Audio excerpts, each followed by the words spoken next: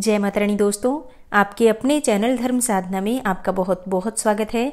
माँ भगवती दुर्गा की कृपा सदैव आप और आपके समस्त परिवार पर बनी रहे।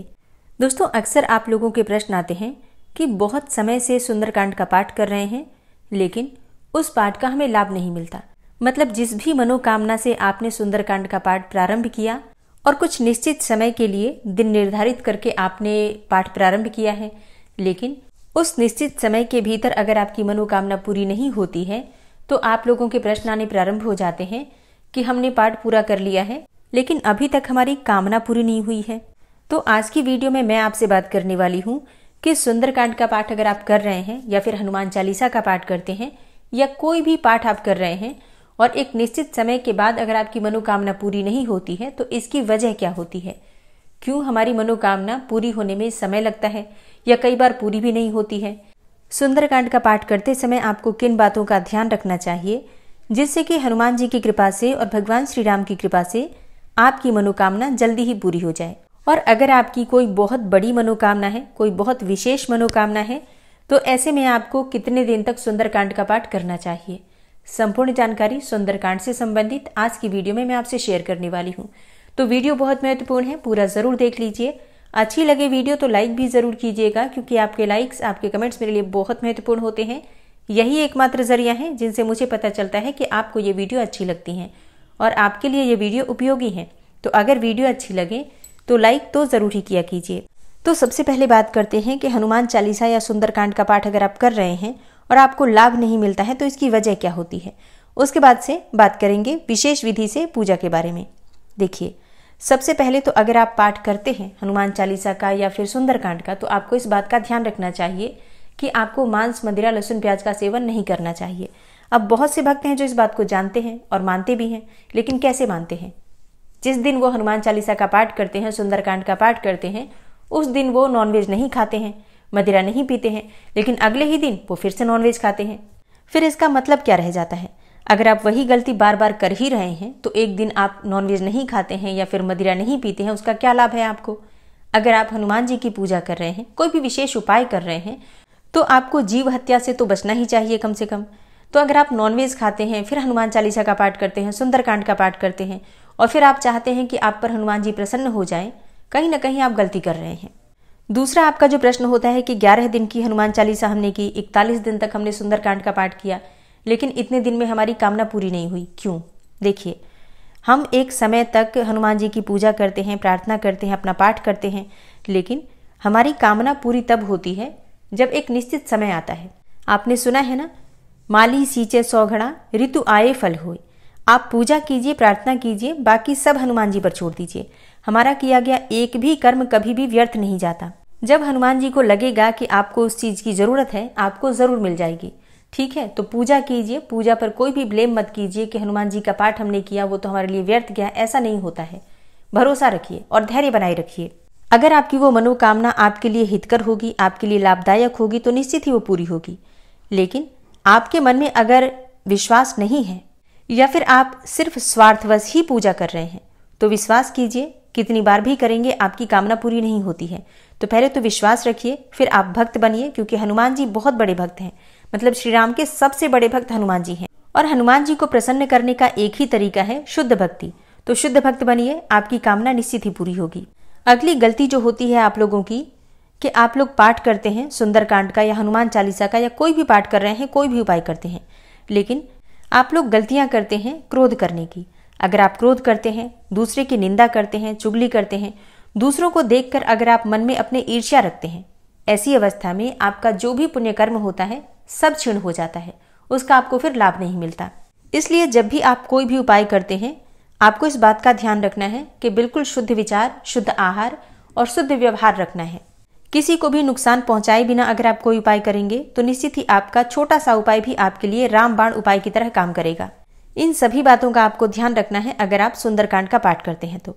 और अब एक विशेष उपाय, जिस विधि से अगर आप किसी भी मनोकामना के लिए सुंदरकांड का पाठ करते हैं तो निश्चित ही आपकी कामना पूरी होती है, ऐसा एक रामबाण उपाय आपसे शेयर करने वाली हूँ। तो वीडियो को अंत तक जरूर देखिएगा। और अगर आप किसी भी प्रकार की परेशानी में हैं, कितनी भी बड़ी समस्या से घिरे हैं, कोई भी बड़ी से बड़ी आपकी मनोकामना है, तो इस उपाय को एक बार जरूर कीजिए। विश्वास कीजिए, आपकी कामना निश्चित ही पूरी होती है। हनुमान जी और श्री राम जी की कृपा आपको जरूर प्राप्त होगी। तो पूरे भक्ति भाव से, समर्पण के साथ और श्रद्धा भाव से इस उपाय को कीजिएगा, तभी आपको लाभ मिलेगा। जैसा मैंने आपको पहले ही बताया, नियम पालन अत्यंत आवश्यक है और ये उपाय कोई भी कर सकता है। पुरुष भी कर सकते हैं, स्त्रियां भी कर सकती हैं, लड़के और लड़कियां भी कर सकते हैं। मतलब किसी भी एज ग्रुप के हों आप इस उपाय को कर सकते हैं।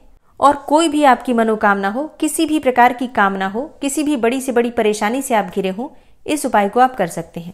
और अब जानते हैं कि ये उपाय आपको किस प्रकार से, किस विधि से करना है। यहाँ मैं आपको पहले बता दूं, अगर आप बिना किसी मनोकामना से सिर्फ भगवान श्री हनुमान जी की कृपा की प्राप्ति के लिए सुंदरकांड का पाठ करते हैं, तब आपके लिए बहुत सारा नियम नहीं होता है। आप सिर्फ हनुमान जी की पूजा आराधना करके मंगलवार को या फिर शनिवार को, जो भी आपके पास समय हो उसके अनुसार पाठ कर सकते हैं। लेकिन अगर आप किसी विशेष मनोकामना से पाठ कर रहे हैं, तब आवश्यक होता है नियम का पालन करना। अगर आपके जीवन में कोई बहुत बड़ी समस्या है, तो ऐसे में आपको सुंदरकांड का पाठ 100 दिन तक लगातार करना चाहिए।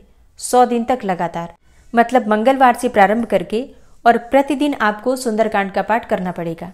बिना बीच में एक भी दिन छोड़े आपको ये पाठ करना है। अब जैसे कि स्त्रियां हैं तो वो बीच में, जैसे कि पीरियड्स आते हैं, उन दिनों में छोड़ सकते हैं। लेकिन उन दिनों में आप क्या करेंगे, आप मोबाइल पर सुन लिया कीजिए, ठीक है। मतलब पाठ आपका खंडित न हो, आपको इस बात का ध्यान रखना है। पूरे 100 दिन तक ये पाठ किया जाता है। अब ये सुंदरकांड का पाठ अगर आप करना चाहते हैं तो आपको प्रारंभ करना चाहिए शुक्ल पक्ष के मंगलवार से, ठीक है। मतलब कोई भी शुभ कार्य जो हम करते हैं, पक्ष के अनुसार शुक्ल पक्ष का जो समय होता है वो ज्यादा श्रेष्ठ होता है। लेकिन अगर परेशानी इतनी बड़ी है कि आप शुक्ल पक्ष का इंतजार नहीं कर पाते हैं, तो ऐसे में कृष्ण पक्ष के मंगलवार से भी शुरू कर सकते हैं। मतलब किसी भी मंगलवार से प्रारंभ कर सकते हैं हनुमान जी का ध्यान करके। अब प्रश्न आता है कि कितने बजे हम पाठ करें। देखिए, समय आप अपनी इच्छा के अनुसार रख सकते हैं, सुबह या फिर शाम को, जो भी समय आपके अनुकूल हो। आप सुबह भी ये पाठ कर सकते हैं, चाहे तो शाम को भी कर सकते हैं। एक चीज का आपको नियम पालन करना पड़ेगा, एक निश्चित समय आपको निर्धारित करना है। सुबह या फिर शाम, जो भी समय आपके अनुकूल हो, एक ही चीज का आपको ध्यान रखना है। हर रोज आपको एक ही समय पर पाठ करना है, मतलब समय का बदलाव नहीं होना चाहिए। अगर आप सुबह 4 बजे पाठ कर रहे हैं तो सुबह 4 बजे ही करेंगे, सुबह 5 बजे कर रहे हैं तो 5 बजे ही करेंगे हर रोज। और इसके साथ ही अगर आप शाम को कर रहे हैं तो शाम को भी इसी प्रकार से समय का ध्यान रखिए। एक फिक्स टाइम कर लीजिए, उसी समय आपको हर रोज पाठ करना है। और इसी प्रकार से आपको एक निश्चित स्थान पर भी बैठकर पाठ करना है।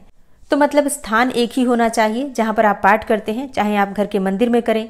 अगर घर के मंदिर में नहीं कर पाते हैं, जैसे कि बहुत से भक्तों के प्रश्न आते हैं कि हम घर के मंदिर में पूजा नहीं कर पाते हैं, मतलब परिवार बहुत बड़ा है तो कोई ना कोई हर समय पूजा करता रहता है, तो ऐसे में आप चाहें तो अपने कमरे में भी बैठकर और पाठ कर सकते हैं।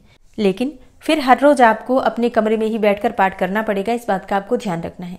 मतलब जहां पर बैठकर आप पहले दिन पाठ करेंगे, वहीं पर बैठकर आपको हर रोज 100 दिन तक पाठ करना है, उसी समय पर, ठीक है। इतना ध्यान रखिए। अब जैसे आप में से बहुत से भक्त ऐसे भी होंगे जो पास के किसी मंदिर में जाकर भी पाठ कर सकते हैं। प्रश्न आते हैं आप लोगों के, तो हाँ, बिल्कुल अच्छा रहेगा अगर आप लोग आसपास कोई मंदिर हो, हनुमान जी का मंदिर हो या शिव जी का भी मंदिर हो, तो वहां जाकर भी आप सुंदरकांड का पाठ कर सकते हैं। लेकिन फिर वही आपको हर रोज यानी कि 100 दिन तक लगातार मंदिर में ही फिर पाठ करना पड़ेगा, इस बात का आपको ध्यान रखना है। बस इतना ध्यान कीजिए कि आपको 100 दिन तक पाठ करना है, एक ही समय एक ही स्थान पर, ठीक है। फिर आप जिस भी मनोकामना से ये पाठ करते हैं, आपकी मनोकामना पूरी होती है। पहले दिन जब आप पाठ प्रारंभ करेंगे, विधि विधान से भगवान हनुमान जी की पूजा कर लीजिए, धूप दीप अक्षत पुष्प इत्यादि अर्पित करके। इसके बाद उनको भोग लगा दीजिए। आप चाहें तो लड्डू का या फिर गुड़ का, जो भी आप चाहें भोग लगा सकते हैं। अच्छा, भोग आप चाहें तो हर रोज अलग अलग भी लगा सकते हैं। मतलब किसी दिन आपके पास लड्डू हो तो उसका भोग भी लग सकता है, किसी दिन आप बूंदी का भोग भी लगा सकते हैं, गुड़ का भोग भी लगा सकते हैं, कभी चाहें तो केले का या किसी फल का भोग भी लगा सकते हैं।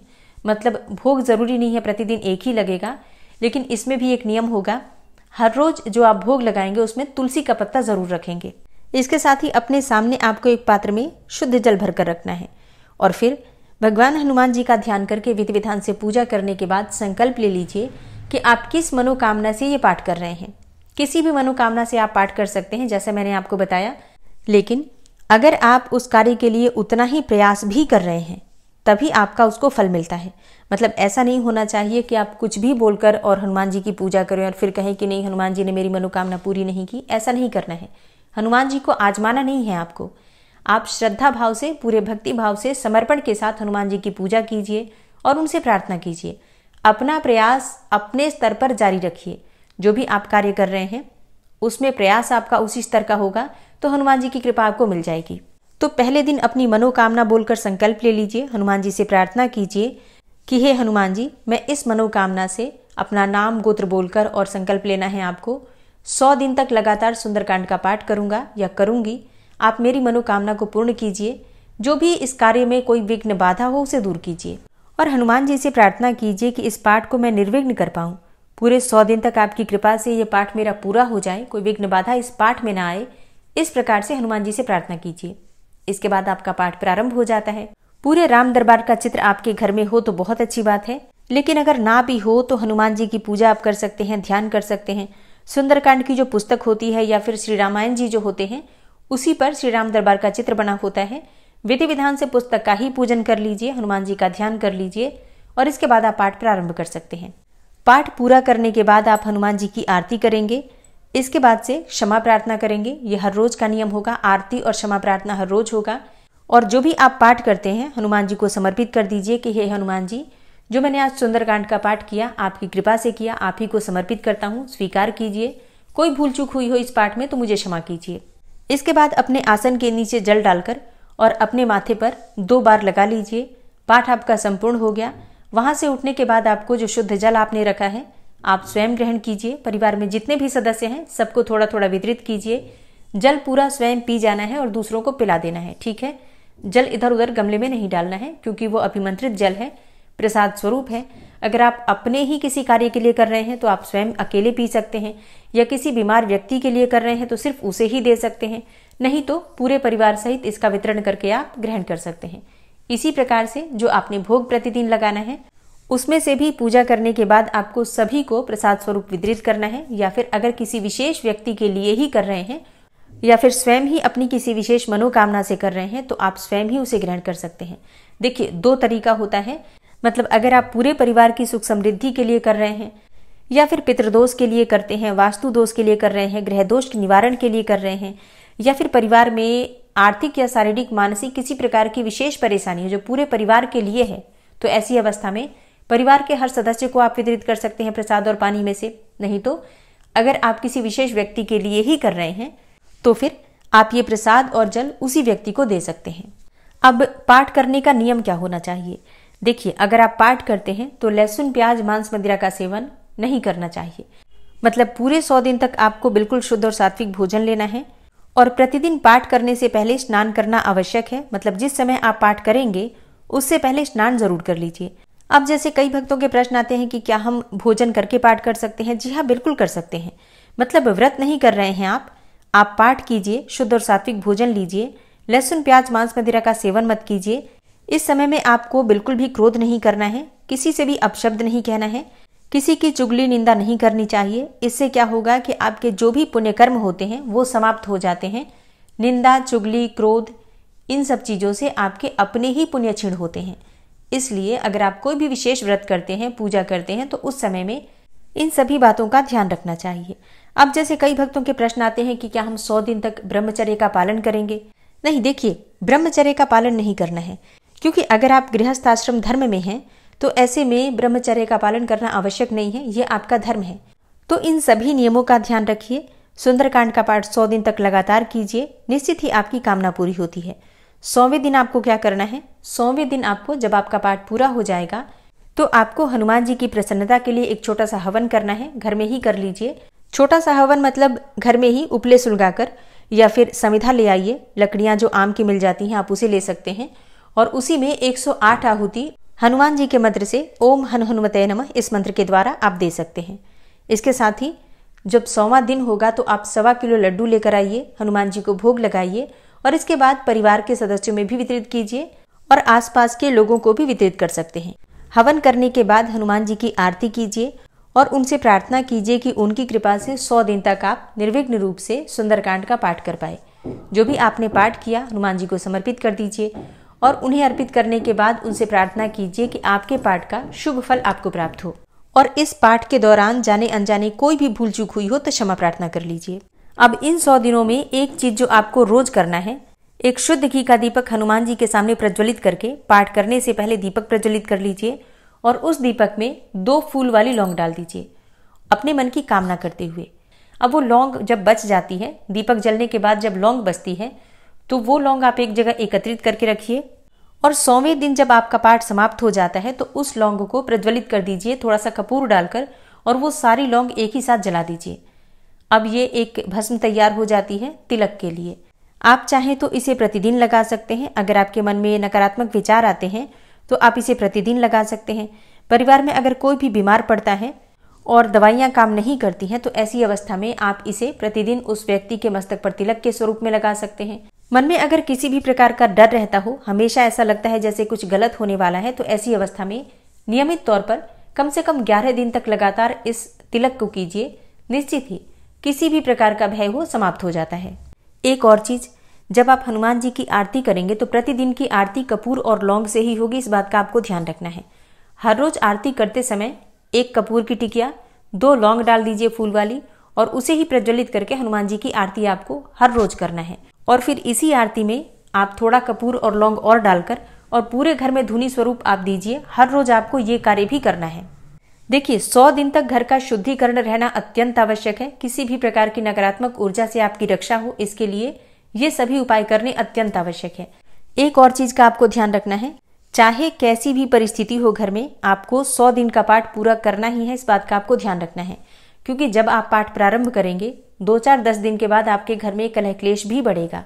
क्योंकि जब हम सुंदरकांड का पाठ प्रारंभ करते हैं और घर में अगर नकारात्मक ऊर्जा रहती है, तो जब वो नकारात्मक ऊर्जा प्रभाव में आती है, क्योंकि सुंदरकांड का पाठ होता है तो नकारात्मक ऊर्जा को घर से भागना पड़ता है।